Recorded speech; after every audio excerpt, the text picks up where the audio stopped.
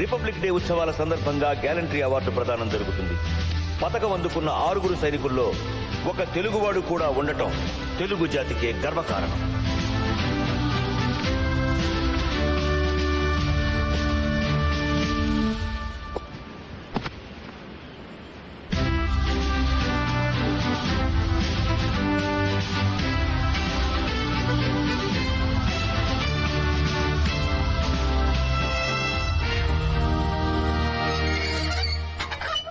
Good morning sir. Sir ఏమిటి? అందరినీ లోపలికి ఎలా చేద్దారు సార్? ఎవరు? నేనే. ఫ్యాక్టరీ లాకౌట్ లో ఉంది. ఆల్రెడీ లేబర్ ప్రాబ్లమ్స్ జరుగుతున్నాయి. శాంతి భద్రతల దృష్ట్యా లేబర్ ఎవరు లోపలికి రాకూడదు. ఫ్యాక్టరీ చీఫ్ సెక్యూరిటీ ఆఫీసర్ గా మీరు మాత్రం లోపలికి వెళ్ళొచ్చు. అరే వాట్ ఈస్ దిస్? మీరనే లేబర్ గొడవల గురించి మాట్లాడడానికి ఎమ్మెల్యే గారు కబురు చేశారు. మరి వీళ్ళు లేకుండా ఎలా? సార్ ఆయన రమ్మంది మిమ్మల్ని ఒక్కరు మాత్రమే. మీరు మాత్రం వెళ్ళండి.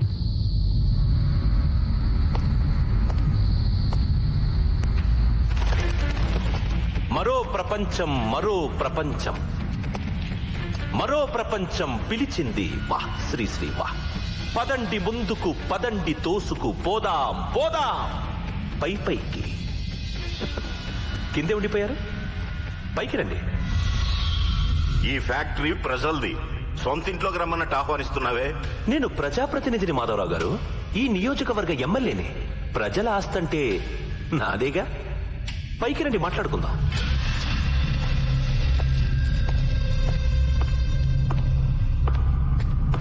నమస్కారం మిలిటరీ మాధవరావు గారు. నమస్కారం. చిత్రంగా ఉంది కదా, మీరు మిలిటరీని వదిలేసిన మిలిటరీ మాత్రం మిమ్మల్ని వదలడం లేదు. చివరికి మీ ఇంటి పేరు అయిపోయింది కదా. మీరు మాత్రం తక్కువ పేరు సంపాదించారా ఏంటి? సగం రాష్ట్రాన్ని మింగేశారనుకుంటున్నారు జనం. పొగడకు, నాకు నచ్చదు. కబురు చేశారట. అలాగా జనాన్ని వెనకేసుకుని కేంద్ర మంత్రి గారిని కలవడానికి వెళ్తున్నారటగా, నిజమేనా? అవును, ఆయన నా స్నేహితుడు. మిలిటరీలో నాతో కలిసి పనిచేశాడు. మంచిది. మంత్రి స్నేహం పెంచుకోండి. 10 పెట్రోల్ బంకులు తెచ్చుకోండి, 4 ఫ్యాక్టరీలకు లైసెన్స్ తెచ్చుకోండి, సంపాదించుకోండి, సుఖపడండి. నేనేమన్నా వద్దనా?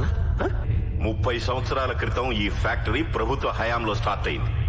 2000 మంది కార్మికులకి, వాళ్ళ కుటుంబాలకి ప్రత్యక్షంగాను, 1,00,000 మంది రైతులకి, లక్షలాది మంది రైతు కూలీలకి పరోక్షంగాను అన్నం పెట్టింది ఫ్యాక్టరీ. అటువంటి ఈ ఫ్యాక్టరీని నువ్వు నీ కుతంత్రాలతో నష్టాల్లోకి నెట్టావు. రాష్ట్ర మంత్రి అయిన నీ మామ పలుకుబడిని అడ్డం పెట్టుకుని ఏకంగా ఫ్యాక్టరీని మింగేద్దామని చూస్తున్నావు. అయితే మీకేంటి? మీరు కార్మికుడు కాదు, కార్మిక నాయకుడు కాదు, రైతు కాదు, రాజకీయ నాయకుడు కాదు. మీకెందుకండి ఈ పోరాటాలు, ఆరాటాలు? గడ్డి పరకైనా మొలవని మంచు కొండల కోసం ప్రాణాలొడ్డి పోరాడావు. ఎందుకు? ఈ నేల తల్లి గుండెల మీద పరాయి మోకలు కాలు పెట్టకూడదని. అలా కాపాడుకున్న నా దేశాన్ని నీలాంటి వాళ్లు దోచుకు తింటుంటే చూస్తూ ఊరుకోను. నీ బండారం మొత్తం సాక్ష్యాధారాలతో నా దగ్గరుంది. రేపీ పాటికి అవి కేంద్ర మంత్రి చేతుల్లో ఉంటాయి. ఇందాకేమన్నావు? పోరాటం నాకెందుక? నేను మిలిటరీ నుంచి రిటైర్ అయ్యాను. పోరాటం నుంచి కాదు. పోరాటం నా రక్తంలో ఉంది. ఒక్కసారి సైనికుడైన వాడు చచ్చే వరకు సైనికుడే. నా కంఠంలో ప్రాణం ఉండగా ఈ ఫ్యాక్టరీ నీకు దక్కనివ్వను. తదాస్తు.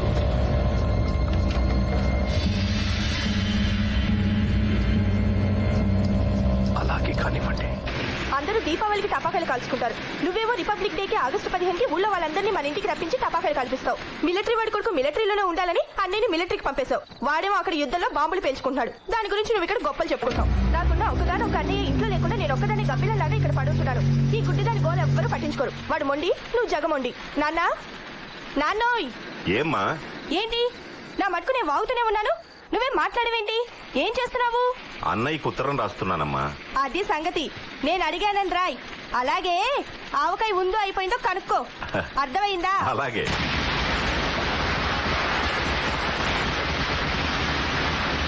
ఇది చాలా ఆపండ్రా, చెవులు పగిలిపోతున్నాయి.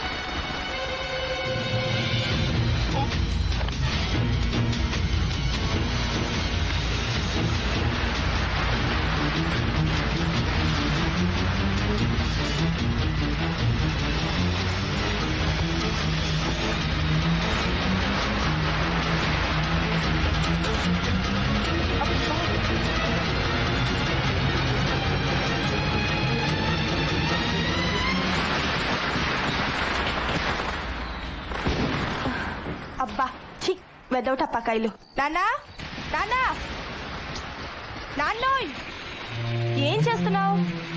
మాట్లాడవేంటి?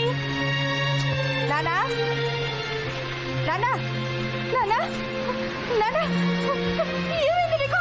ఇక్కడ ఎవరైనా ఉన్నారా? వద్దు! నానా!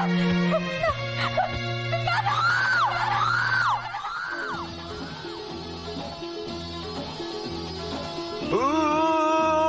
महबूबा महबूबा महबूबा महबूबा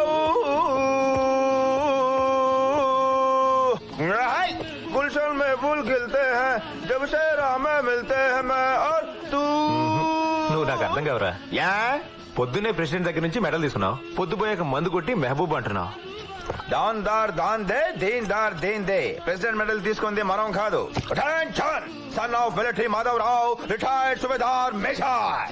కానీ ఇక్కడ మందు కొట్టి మెహబూబా మెహబూబా మెహబూబా మెహబూబా అని పాడుతుంది మాత్రం చంటి ద హీరో. ఎప్పటికైనా సినిమా హీరోనవుతా. ఒక్కొక్క సినిమాలో కనీసం 2 లేదా 3 హీరోయిన్స్ తో డాన్సులు చేస్తా. అసలు మా ఊళ్ళో నన్ను ఎవరు పేరెడ్ పిలవరు తెలుసా? చా, ఏం పెట్టి పిలుస్తారు? హీరో అని పిలుస్తారు. మరి సినిమాలోకి వెళ్లకుండా మిలిటరీలోకి ఎందుకు వచ్చారా? సినిమా హీరో తర్వాత అవుతాయి గానీ ముందు రియల్ హీరో అవ్వమని మా నాన్న ఆర్డర్ చేశాడు. మా నాన్న ఆర్డర్ అయితే కూర్చొనే ఉంది. వచ్చి మిలిటరీ జాయిన్ అయిపోయాను. మంచి పని చేశారా? నీ ప్రాణాలు పణంగా పెట్టి మా అందరి ప్రాణాలు కాపాడావు. President medal కొట్టేశావు. మీ నాన్నగారు చెప్పినట్టు రియల్ హీరో అయిపోయావు. అవును రే, ఇప్పుడు ఈ మెడల్ మా నాన్నకి చూపెడితే హ్యాపీగా ఫీల్ అవుతాడంటావా? భలే వాడిరా, 30 ఏళ్లు మిలిటరీలో పనిచేసి రిటైర్ అయిన మీ నాన్నకే ఎప్పుడు ఇటువంటి మెడల్ రాలేదు. నీకు విషయం తెలుసా? ఇండియన్ ఆర్మీ పుట్టాక ఈ మెడల్ తీసుకున్న వాళ్ళు నువ్వు 34 వాడివి. అయితే ఓకే, మా నాన్నకి 30 ఏళ్ళు రాంద్రే 3 ఏళ్ళు వచ్చిందా? మనమే గ్రేట్. ఇది అర్జెంట్ గా తీసుకెళ్లి మా నాన్న చూపించాలి. తెరకు టెలిగ్రామ్ అయ్యి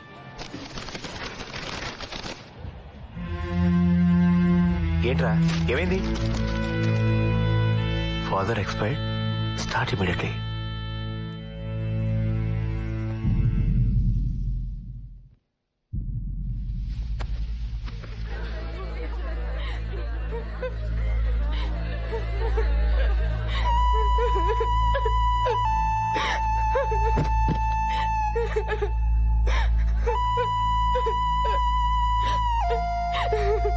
చంటి అన్యా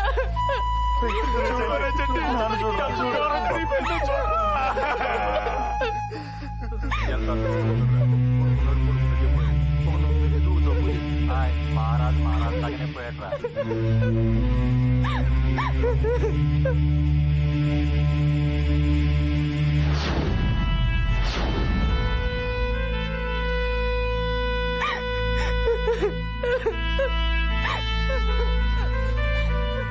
అన్యా అన్యా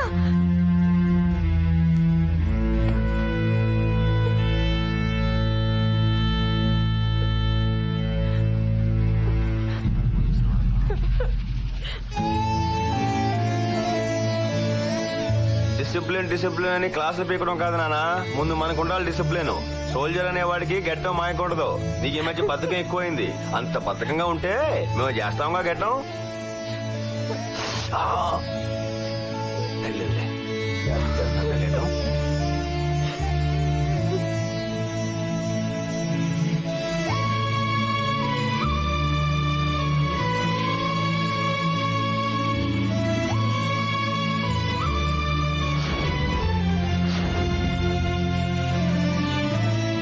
సోల్జర్ నాయన చంటి, ఇప్పటికే చాలా ఆలస్యమైంది. శ్మశానానికి తీసుకెళ్ళకపోతే. అక్కడ కాదు, మా కొండ పొలం, అక్కడ చేద్దాం దహనం. నాయనా, ఈ బట్టలు కట్టుకురండి. ఎందుకు? ఈ బట్టలు కట్టుకుని కర్మకాండ చేస్తే మీ నాన్నగారి ఆత్మ శాంతిస్తుంది. మీరు ఆ జంజం తీసేయండి. అయ్యయ్యో, ఈ జంజం లేకుండా కర్మకాండలు చేయకూడదు. మీకు ఆ జంజం ఎలాగో నాకు మా నాన్నకి యూనిఫామ్ అలాగా. యూనిఫామ్ తో కర్మకాండ చేస్తేనే మా నాన్న ఆత్మ శాంతిస్తుంది. కానివ్వండి.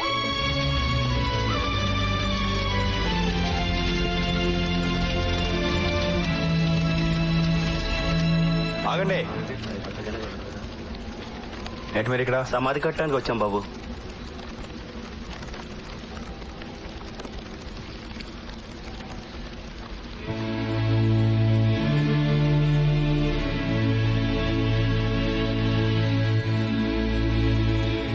మా నాన్న సమాధి ఎవరు కట్టకలేదు, నేనే కట్టుకుంటాను. నా చేతులతో కట్టుకుంటాను. అన్నిటికీ తొందరే నాన్న నీకు. చిన్నప్పుడు ఆడెవడో కంప్లైంట్ చేశాడని నన్ను చెత్త కొట్టేశావు. తర్వాత తప్పు నాది కాదని తెలిసి చెల్లి దగ్గర ఏడిచావు. నేను చూసానులే. రే చంటి, నువ్వు దేనికి పనికిరావు అనేవాడివి. ఇప్పుడు చూడు, ప్రాజెక్ట్ వచ్చాను. ఇదిగో నీకు చూపిందని మెడలు కూడా తీసుకొచ్చాను. వెళ్ళిపోయావు. అంతలోనే కంగారు నీకు. అయినా ఏం పర్లేదులే. అసలు ఈ మెడల్ నాది కాదు నాన్న, నీదే.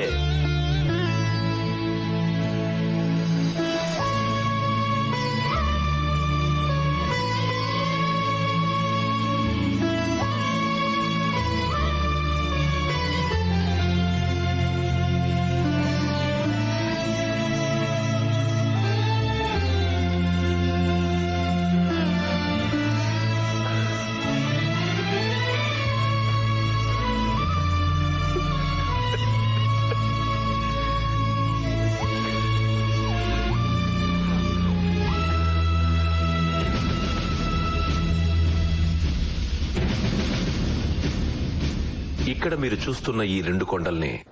చూస్తున్న ఈ కొండల్ని పాండవుల కొండలంటారు. ఈ కొండలకి అవతల పక్క 1,00,000 ఎకరాలు చెరుకు పండుతోంది. కొండలకి యువతల పక్క కొంచెం దిగువగా ఉంది గవర్నమెంట్ షుగర్ ఫ్యాక్టరీ. అదే ఇది. అక్కడ పండే చెరుకు ఈ ఫ్యాక్టరీకి సప్లై అవుతుంది. లంక మేత గోదావరి ఈత అని ఈ కొండ కిటుపక్క 30 కిలోమీటర్లు, ఆ కొండ కటుపక్క 30 కిలోమీటర్లు. ఎటు ఈ ఫ్యాక్టరీకి దారి లేదు. ఇక్కడి నుంచి బయలుదేరి 60 కిలోమీటర్లు ప్రయాణం చేసి ఈ ఫ్యాక్టరీకి చెరుకు రావాలి. అందువల్ల ఫ్యాక్టరీకి వచ్చే లాభం గోబల్లో దిగిపోయింది. అందుకే సంవత్సరం క్రితం ఫ్యాక్టరీ మూతపడిపోయింది. ఈ ఫ్యాక్టరీని డిస్ఇన్వెస్ట్మెంట్ స్కీమ్ కింద నేను కొన్నాను. ఏంటో స్కీము? అదే పూర్వం దొంగలు ఊళ్ళు పంచుకుంటారంటారే, అలాగే ఇలాంటి ఎమ్మెల్యేలు, మీ బాబు లాంటి మినిస్టర్లు ప్రభుత్వ ఆస్తుల్ని అర్ధనాకి అనాకి పొకోడి ముక్కలు నంచుకోవడానికి పెట్టిన ముద్దు పేరే డిస్ఇన్వెస్ట్మెంట్ స్కీమ్. ఆ ఊరుకోండి మీరు. పాపం 5 కోట్లు పోసుకున్నారు. పాపం 5 కోట్లు ఇచ్చి 250 కోట్ల ఫ్యాక్టరీని లటుక్కుని మింగేశారు. ఈ 60 కిలోమీటర్ల దూరం తిరిగి వచ్చినడికి మాకు కూడా లాభం గోపం అవుద్ది. అక్కర్లేదు. ఈ పాండవుల కొండల మధ్య నుంచి ఇలా రోడ్డు వేస్తే జస్ట్ 5 కిలోమీటర్లకే చెరుకు ఫ్యాక్టరీకి చేరిపోతుంది. అదేంటండి, ఈ రోడ్డు ఏదో అప్పుడే ఉంటే ఫ్యాక్టరీకి లాభాలు వచ్చుండేగా. ఈ మాట అన్నందుకే లోగడ ఒక ఇంజనీర్ శవం గోదాట్లో తేలింది. అదేంటది? మరి ఇక్కడి నుంచి 55 కిలోమీటర్ల రోడ్డు తగ్గిపోతే కాంట్రాక్టర్కి వచ్చే లాభం తగ్గిపోదా? అందుకని ఆ కాంట్రాక్టర్ ఇంజనీరింగ్ చంపించేశారని జనం టాక్. ఎవరండి బాబు ఆ కాంట్రాక్టర్? వీళ్ళ బాబే. ఫ్యాక్టరీకి చెరుకుని సప్లై చేసే లారీల కాంట్రాక్ట్ కూడా వీళ్ళ బాబే తీసుకున్నాడు. చెరుకు గడలో రసం పీల్చేసినట్టు ఫ్యాక్టరీకి వచ్చే అన్ని రకాల లాభాలని అప్పుడు నంజేసుకున్నాడు. ఇప్పుడు ఫ్యాక్టరీనే గుంజేసుకున్నాడు. లాయరు చాలు. ఇప్పుడు ఈ ఫ్యాక్టరీకి రోడ్డు వేయడానికి ఇక్కడున్న రైతుల దగ్గర నుంచి ఈ పొలాలన్నీ నయానో భయానో చవక్కలాగేయాలి. నాకు తెలిసిపోయిందా ఏంటో అడగలే. అడగపోయినా చెప్తావుగా, చెప్పు. ఇప్పుడు ఈ పనంతా ఈ లాయరు, ఆ ఎంఆర్ఓ, ఇన్స్పెక్టర్ చేస్తారా? దిగండి ఇంకా కూకుంటూ పోన్నారా? మంచి టీ కొట్టాలా? అదే గురు సాంగ్ షుగర్ ఎక్కువ ఇయ్యాలా? రేయ్, ఆ ఇన్సెప్ట్ ఏదైతే ఉందో అది నీ పర్సనాలిటీకి అవసరం అంటారా? ఇదిగా ఇవాళ రేపు అమ్మాయిలు పర్సు డ్రెస్ చూస్తున్నారు తప్ప పర్సనాలిటీ గ్లామర్ చూడటం లేదా? యా రేయ్, ఆ కళ్ళజోడు ఏదైతే ఉందో అది ఒకసారి తీరా చూద్దాం. ఓకే. ఇవన్నీ ఓహో ఇవన్నీ 3. మరి అదే మీకు నాకు డిఫరెన్స్. నేను కుడి కళ్ళతో చూస్తే 2, ఎడం కళ్ళతో చూస్తే 1, 2 కళ్ళతో చూస్తే 4. ఏమండో సర్పంచ్ గారు?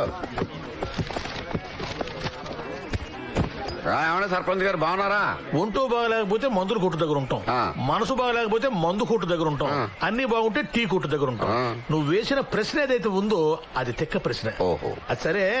ఈ మధ్య కనిపించట్లేదు. నువ్వు ఏ ఊరు వెళ్ళా? గడ్డం చేయించుకోవడానికి గుంటూరు వెళ్ళాను, కటింగ్ చేయించుకోవడానికి నెల్లూరు వెళ్ళాను, స్నానం చేయడానికి వైజాగ్ వెళ్ళాను, టిఫిన్ చేద్దామని విజయవాడ వెళ్ళాను, కాఫీ తాగుదామని కాజీపేట వెళ్ళాను, భోజనం చేయడానికి తిరుపతి వెళ్ళాను, బిర్యానీ తినడానికి హైదరాబాద్ వెళ్ళాను. తిక్క ఏదోలు కనబడతారని మన ఊరు వచ్చాను.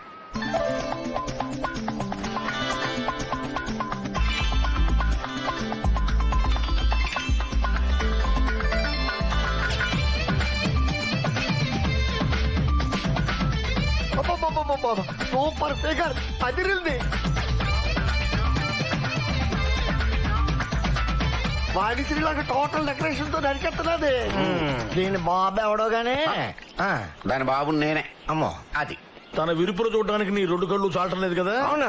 తన అరుపులు వింటే నీ రెండు చెవులు ఏతున్నాయో అవి మిగలవు, కాళ్ళకు పంచి. నేను వెళ్ళను. ఏరా కండక్టర్, ఏరానా బస్సులో చిల్లర లేదని పావలా నొక్కేసా, మర్చిపోయి వదిలి వెళ్ళిపోతాననుకున్నావా? లేదమ్మా, కావాలంటే బ్యాగ్ చూసుకో. ఎగబడి చూడడానికి నీ బ్యాగ్ ఏమైనా చిరంజీవి సినిమానా? ఎద్దవ్వా. చదవనా? అవునరా కొండిగా. పావలా అంటే మాట్లాబే. పావలాకి సూది కొనొచ్చు, దూది కొనొచ్చు, జీడి కొనొచ్చు, బీడి కొనొచ్చు, తాండ్ర కొనొచ్చు, తాటి ముంజ కొనొచ్చు, కరకాయ కొనొచ్చు, శనక్కాయ కొనొచ్చు, బిళ్ళ కొనొచ్చు, బిస్కెట్ కొనొచ్చు, ఎలకాయ కొనొచ్చు, గిలకాయ కొనొచ్చు, చింతపండు కొనొచ్చు, అత్తి పండు కొనొచ్చు, పనస పిక్క కొనొచ్చు, తెల్లగపిండి చెక్క కొనొచ్చు, దేవుడికి దక్షిణ కూడా వెయ్యొచ్చు. అమ్మో, ఈ ఉపయోగాలు ఏవైతే ఉన్నాయో ఈ పావలా అచ్చేసుడు కూడా తెలియవమ్మా. ఏదో పొరపాటు జరిగింది, వదిలేవే పాపం. మధ్యలో నీకెందుకురా, నువ్వు నోరు మూసుకునుండు. వస్తే కన్న తండ్రిని అరే ఒరే అనకూడదే, తప్పు. నేను చిన్నపిల్లగా ఉండగా అరే ఒరే అంటే హో నాన్న హో కన్నా అనన్నావు. అది తప్పైతే అప్పుడే చెప్పుండాలి. ఇప్పుడు ట్రెండ్ మార్చుకోవాలంటే కుదరని పనిరా. ఒరేయ్ ఏంట్రా, జనాభా దగ్గర డబ్బులు నొక్కేసి లక్షలు వెనకేసేద్దాం అనుకుంటున్నావా? నీ ఒక్క పావుల నొక్కేస్తే లక్షాధికారిని అయిపోతానా? ముక్కు మీద గుద్దితే మొల్తాడు తెగుద్ది. జాగ్రత్త. ఇదిగో మాజీ మునసబో, మీ అమ్మాయి దెబ్బకి వీడికి పిచ్చెక్కేలాగుందయ్యా. మన ఊరుకున్నదే ఒక్క ఆర్టీసీ బస్సు. ఆ ఒక్క ఆర్టీసీ బస్సు ఏదైతే ఉందో అది గనక ఆపేస్తే సర్పంచ్ గా నన్ను దింపేస్తారు. ఒక ఐడియా చెప్పు. అప్పుడు వాళ్ళకి అమలాపురం ఫేమస్, ఐడియాలకి అప్పారావు ఫేమస్. దీనికి మాత్రం తక్కువ లేదు. అంతే అంతే అంతే అంతే. ఒరేయ్ వసంత లక్ష్మి అంటే ఏమనుకుంటున్నారా? కబడ్డీ కబడ్డీ ఆడించేస్తా. అబ్బా వసంత లక్ష్మి, నా మాట వినమ్మా. తీర్థయాత్రలకు వెళ్ళొచ్చి ఎందుకు ఇలా టైం వేస్ట్ చేస్తావు? వెంటనే వెళ్లి వినాయకుడి గుడి దగ్గర కొబ్బరికాయ కొట్టమని చెప్పానా లేదా? అయ్యయ్యో మర్చిపోయినా మరో. ఇదిగో బజ్జాయినా, దక్షిణ భారత యాత్రలు చేస్తే బావతో పెళ్ళవుతుందని ఇదిగో ఈ పిల్లకలేని పంతులు సలహా ఇచ్చాడు. చాలా కష్టపడి బోల్ డబ్బులు ఖర్చు పెట్టి యాత్రలు మొత్తం పూర్తి చేశా. ఇంకా నా మెళ్ళో హీరో బావతో తాళి కట్టించాల్సింది నువ్వే. తేడా వచ్చిందో ఈ పూజారి గడిని చంపేస్తాను. అంచేత ఏంటంటే నువ్వు ఇంకే మాత్రం బద్దకించకుండా ఆ పనిలోనే ఉండాలి. ఇదిగో 100 మొక్కున్నా వడ్డీ కూడా లెక్కేసి ముందే 105 కొబ్బరికాయలు కొట్టేశా. ఆ విషయం ఈ పిల్లగాడికి కూడా తెలుసు. ఏరా? అవును. అందరూ నీకు పుట్టినరోజు మాత్రమే ఉండాలి పెడతారు. మరి నేను ప్రతి వారం పెడుతున్నానా లేదా?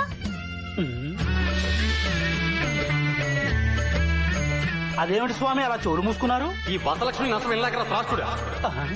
పేరుకు ఉండ్రాలు పెట్టేది నాకు, తినేది నువ్వు. కొబ్బరికాయలు కొట్టేది నాకు, పచ్చడి చేసుకుని మెక్కేది నువ్వు. దాని నస వెళ్ళాక ఆఖరికి నా చెవుల రక్తం కూడా వస్తుందిరా. మొన్న ఒకసారి అయితే జ్వరం కూడా వచ్చింది. అసలు ఆ దిక్కుమాల యాత్ర సలహా ఎవడమన్నారా నిన్ను? ఏంట్రా నవ్వుతున్నావు? నన్ను చూస్తే జోకులుగా ఉందో? రా, నా చేతిలో చిలకడ దుంప పులుసైపోతుంది.